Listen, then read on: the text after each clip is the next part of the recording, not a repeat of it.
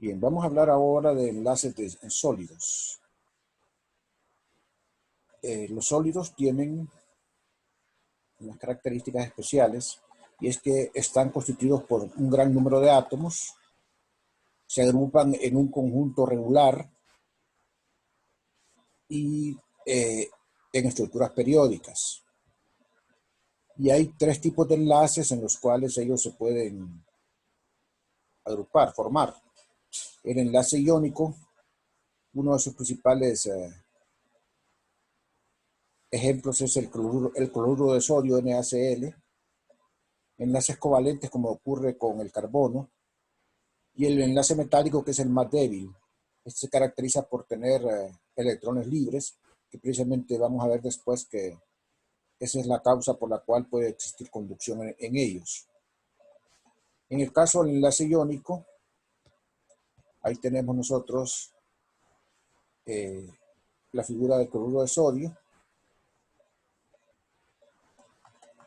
Cada ion de cloro positivo, que sería la esfera de color rojo ahí, está rodeada por 6 iones negativos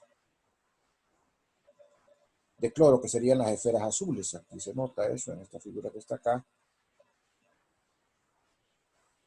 Y cada ion de cloro está rodeado por 6 iones de sodio simultáneamente, como se puede ver acá, en esta figura de acá.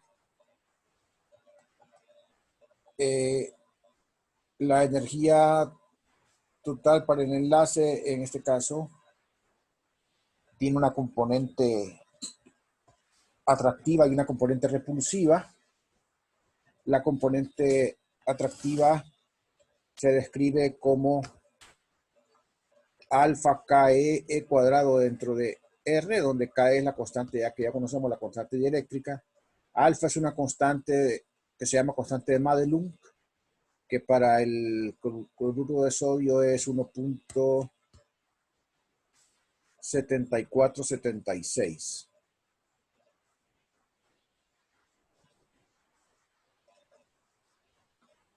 El término repulsivo es el otro término que está acá. Y entonces la suma de las dos contribuciones da una energía potencial como la que se muestra ahí, la cual muestra un valor mínimo en R0 con un valor U0, y esa representa la posición de equilibrio R0, y U0 es la energía de cohesión atómica, de cohesión iónica, perdón. R0 es la distancia de separación en equilibrio entre los iones. Si ustedes derivan la expresión para U, la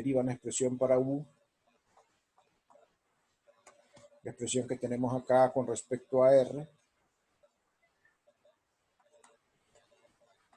e igualan a 0 esa derivada y despejan el valor R0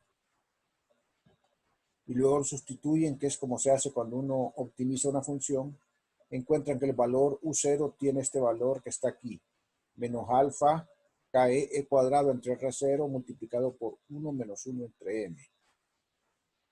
Esta energía se le llama energía cohesiva iónica.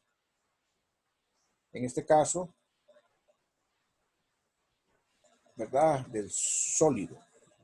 O sea, y su valor absoluto representa la energía necesaria para separar el sólido, en un conjunto de iones aislados, positivos y negativos. O sea, yo tengo un sólido donde tengo NaCl y quiero después tener solamente iones de sodio y iones de cloro separados. Esa es la energía cohesiva iónica, y es su cero. Y su valor para el cloruro de sodio es menos 7.84 electrón volts por cada par de iones. Vamos a ver un ejemplo aquí de cómo se calcula la energía cohesiva atómica, que es diferente a la iónica.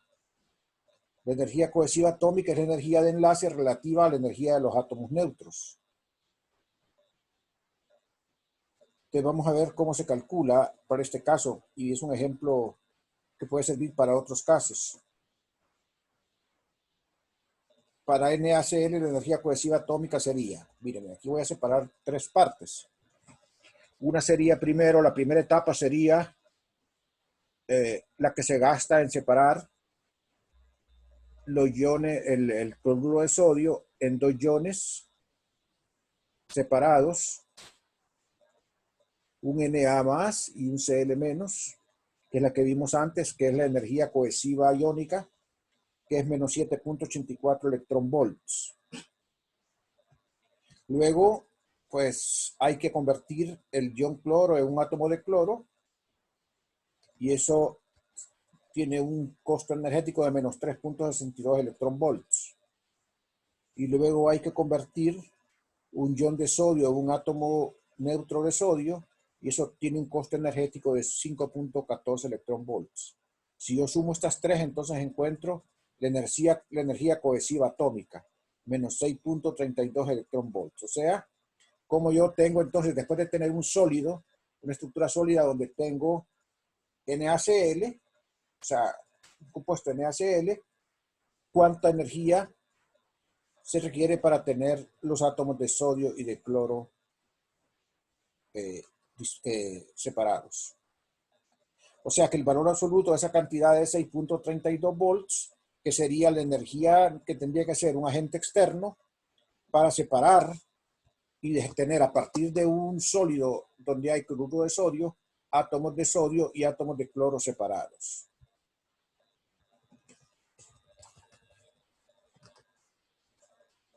Entonces igual sería para cualquier compuesto que corresponde a un enlace iónico. El mismo procedimiento seguiría. Los cristales iónicos se caracterizan porque son muy duros, relativamente estables, malos conductores de la electricidad porque no tienen electrones libres y tienen puntos de fusión muy altos. Para el caso, cloruro de sodio tiene un punto de fusión de 801 grados Celsius, que es bastante alto, pues. Los otros sólidos, los otros enlaces son los sólidos covalentes. Por ejemplo, este lo tiene el diamante, ¿verdad? Que es un cristal cuyos átomos están enlazados de manera covalente. El carbono atómico tiene una configuración 1s2, 2s2, 2p2, acordándonos de que es 8, es 6 el número de electrones. Y entonces, como podrán ver, el subnivel P el nivel P tiene tres subniveles, tiene tres orbitales. Menos 1, 0 y 1. Y entonces solamente tiene 2 electrones y le caben 6, o sea que habrían 4 espacios para llenar. En consecuencia de todo esto, los átomos de carbono tienen una fuerte atracción uno con otro y su energía de cohesión es de 7.37 electronvolts. Cuando se tiene la estructura de diamante, cada átomo de carbono está ligado de manera covalente a otros 4 átomos de carbono, situados en las 4 esquinas de un cubo, como se ilustra en esta figura. Esa es la estructura de diamante. Como saben ustedes, esa estructura es muy dura, resistente.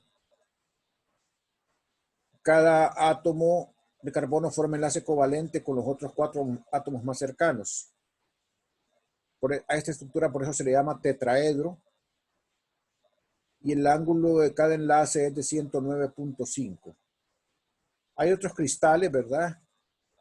Como el de silicio y el de germanio, que tienen la misma estructura, solo que los ángulos del enlace pues no necesariamente son los mismos. Aquí tenemos nuevamente la estructura tetraédrica ya del carbono. Aquí está en la tabla las energías atómicas cohesivas de sólidos covalentes. El diamante, que es muy alta la energía, el silicio, el germanio, ¿verdad? Y otros compuestos sólidos formados por la unión de dos metales, como se muestran ahí. el hidruro de arsénico, la fusión de silicio con carbono, la de zinc con azufre y la de cobre con cloro.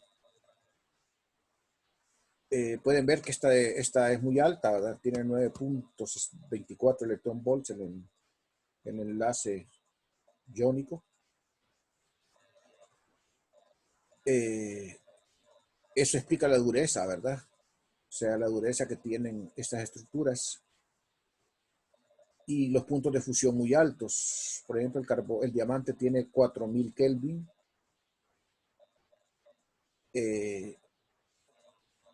Y funcionan como buenos aislantes electrónicos, además de ser muy duros y con energías de enlace muy altos.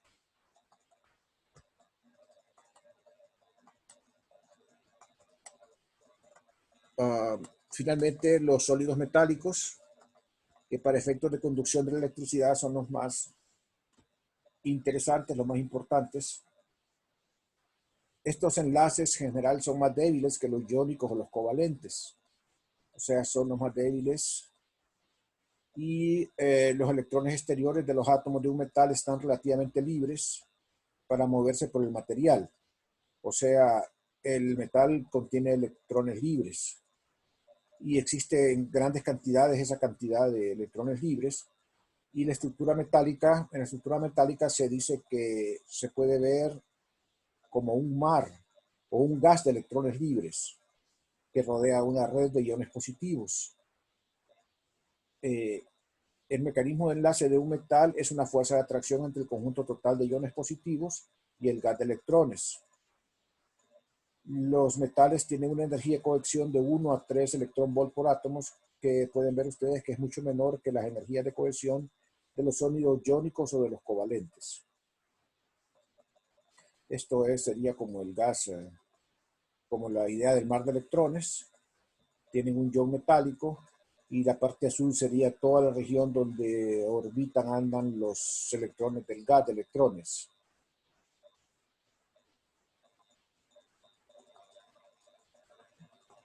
Entonces tenemos iones y tenemos electrones libres. Entonces esto es en cuanto a enlaces sólidos. ¿Alguna pregunta antes de pasar a la siguiente presentación?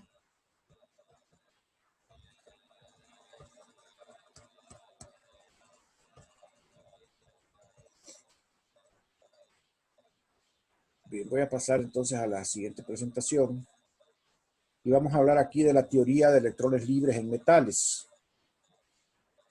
El modelo, o sea, ¿cómo se explica el modelo? ¿Verdad? ¿Cómo se explica que están los electrones libres en los metales? El modelo que se usa es el modelo de una caja tridimensional, de una caja infinita, así como la que vimos en una dimensión.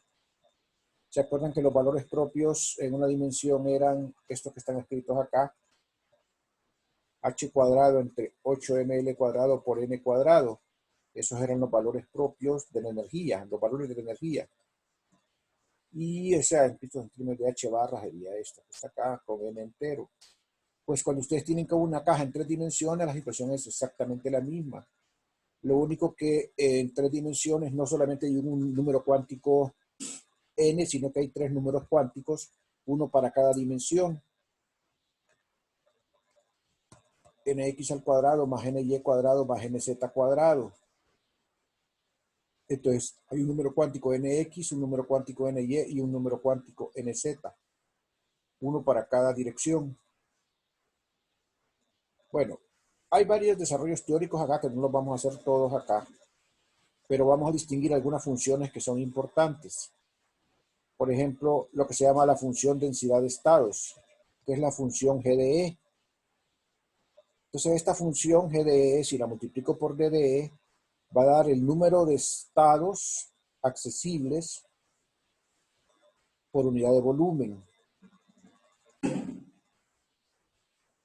que existen, ¿verdad? Si solo tengo la GDE, tengo el número de estados accesibles,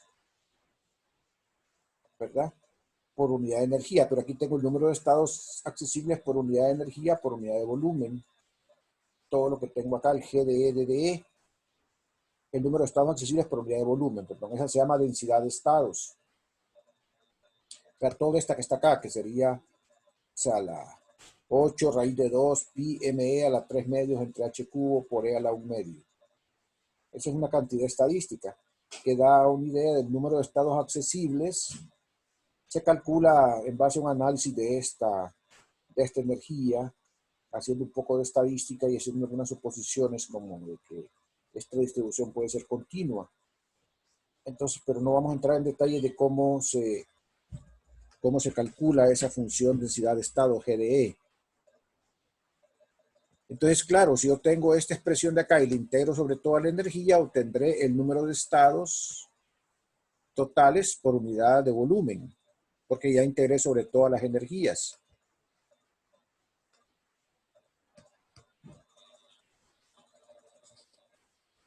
Se me saltó.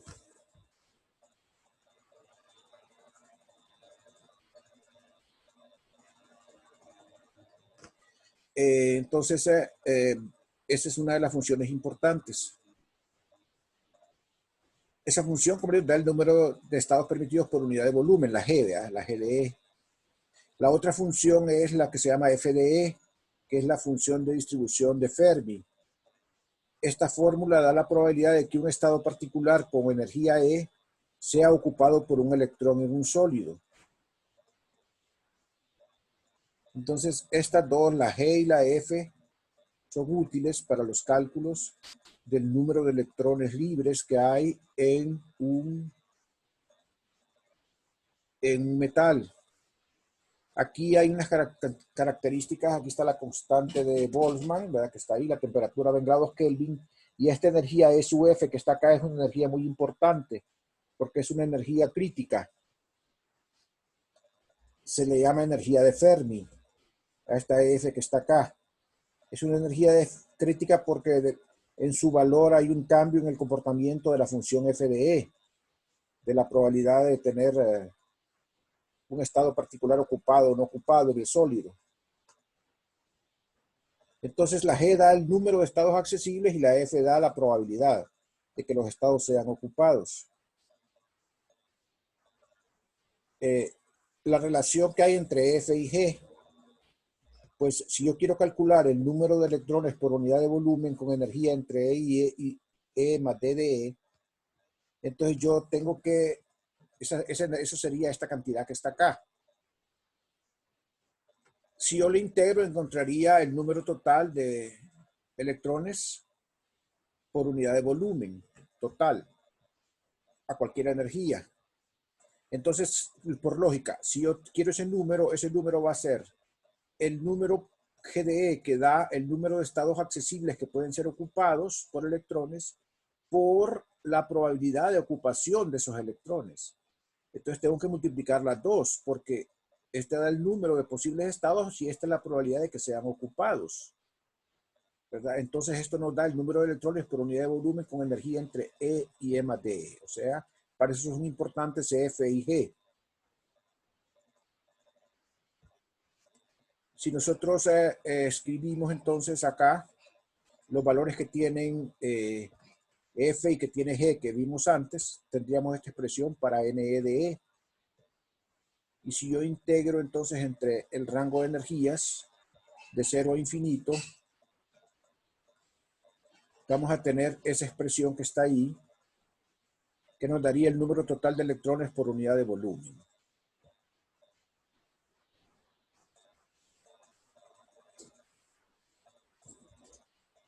O sea, el número total ya de electrones por unidad de volumen que hay en el metal.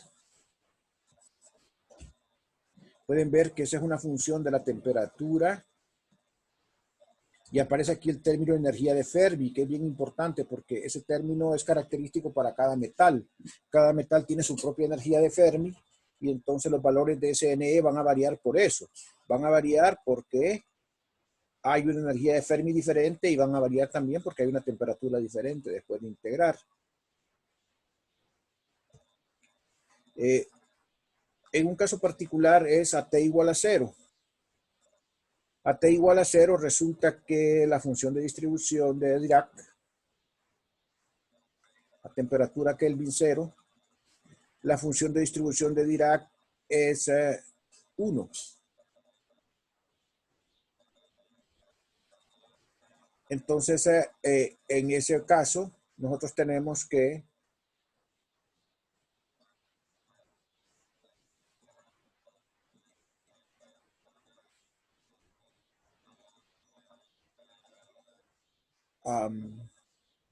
término de acá, perdón, es 0. Este término de acá desaparece y entonces aquí tenemos un 1 y entonces aquí solamente me queda esta expresión y solamente queda la integral esta que está acá. Bueno, no, es más abajo. Es más abajo.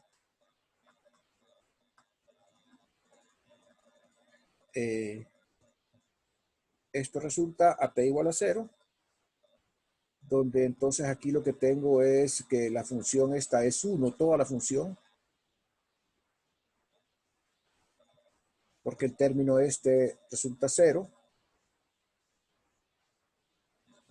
Y entonces la expresión se reduce a esta integral, la cual daría de 0 a la energía de Fermi, porque a t igual a 0 no hay energías mayores que la energía de Fermi, entonces la integral se hace de 0 a la energía de Fermi, no se hace de 0 a infinito. Y entonces lo que resulta es esta expresión que está acá. Para el número de electrones por unidad de volumen. Y entonces si de aquí despejamos de esta misma, vamos a encontrar una fórmula para la energía de Fermi a T igual a 0 grados Kelvin. Aquí está entonces una fórmula donde tenemos NE en términos de la energía de Fermi y aquí tenemos la misma fórmula que nos da la energía de Fermi en términos de NE. Entonces cualquiera de los dos sentidos puede ser utilizada.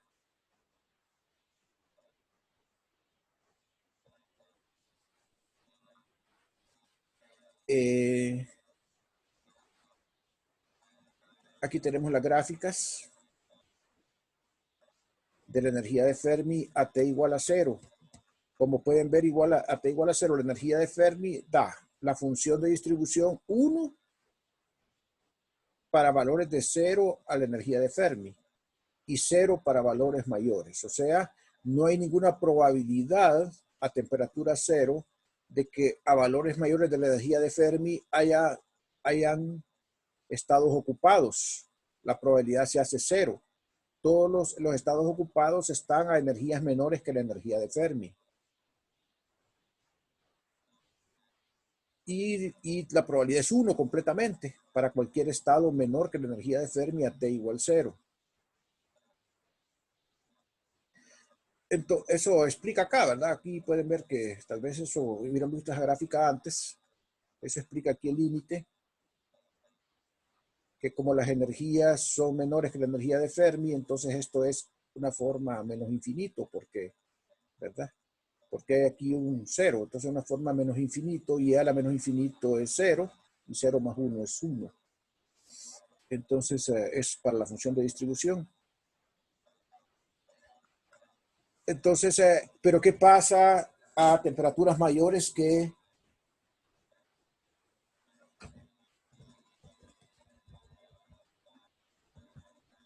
a temperaturas mayores que 0 grados Kelvin? Miren que se van aquí poblando, van a existir una probabilidad distinta de 0 ya para valores de energía mayores que la energía de Fermi. O sea que se van poblando los niveles de energía para energías mayores que la energía de Fermi. Y se van despoblando algunos niveles para energías menores que la energía de Fermi. O sea que aquí da la probabilidad de poblar estados de energía que son mayores que la energía de Fermi a temperaturas mayores. Que es lo que comento aquí abajo, ¿verdad? Que a T mayor que 0 Kelvin aumenta la población por encima de la energía de Fermi y disminuye por debajo. En general, la energía de Fermi depende de la temperatura, aunque en metales es poca la dependencia, ¿verdad? Generalmente se toma como si fuera constante. Aquí hay algunos valores de la energía de Fermi a 300 Kelvin, por ejemplo, ¿verdad? En función de esta teoría del electrón libre. Aquí tenemos el NE, que serían electrones por metro cúbico, y aquí tenemos la energía de Fermi, ¿verdad? Pueden ver los valores para litio, sodio, potasio, cobre, plata, oro, aquí escritos, ¿verdad? Para la energía de Fermi y para el número de electrones por metro cúbico libres que hay en el metal. El orden de magnitud de la energía de Fermi puede ver que es de 5 electronvolts. Y se puede probar que la energía promedio de un electrón en un metal es 3/5 de la energía de Fermi. Es 3/5 de la energía de Fermi. Esa energía promedio de un electrón en un metal.